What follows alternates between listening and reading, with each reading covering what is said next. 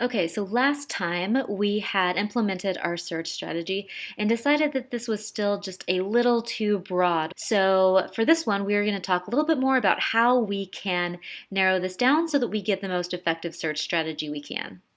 So there's a couple of ways that we can narrow this topic down.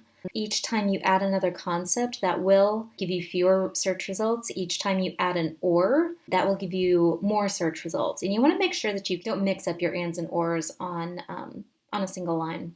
For this particular one, I want to take a look at maybe narrowing one of the concepts that I already have. One of them is we could narrow this down to a very specific kind of behavioral therapy. That would be a way to narrow it down really quick. You could narrow it down by finding a narrower population, so maybe service members of color or service members in the LGBTQIA plus community, something along those lines. And that would be a case where likely you would just go ahead and add in your added population down here and see what that does. I'm really at this stage not taking a look at the articles themselves.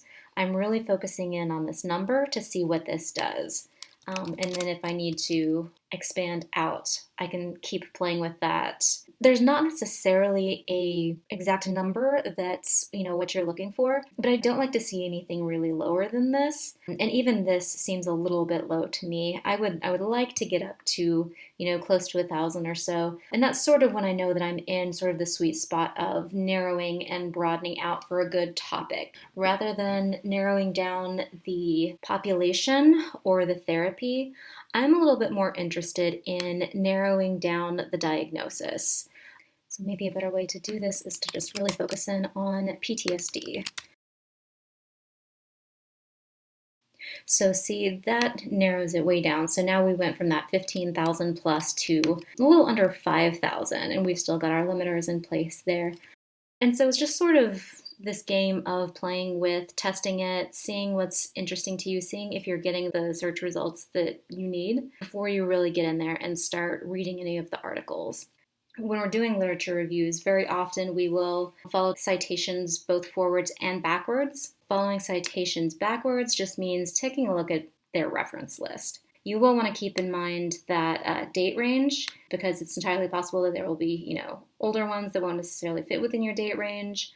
It's also possible that these won't all be peer-reviewed, and so then you'll want to double check on your peer review. When it comes to following the citations forwards, that's where we go into Google Scholar. And I don't use Google Scholar for very many things, but this is one of the things that I use it for most often. I'm going to pop in the title of this article. So then you can see right here, Google Scholar gives you a cited by link, and I can click on that and I can see those 4 newer articles that have cited that article.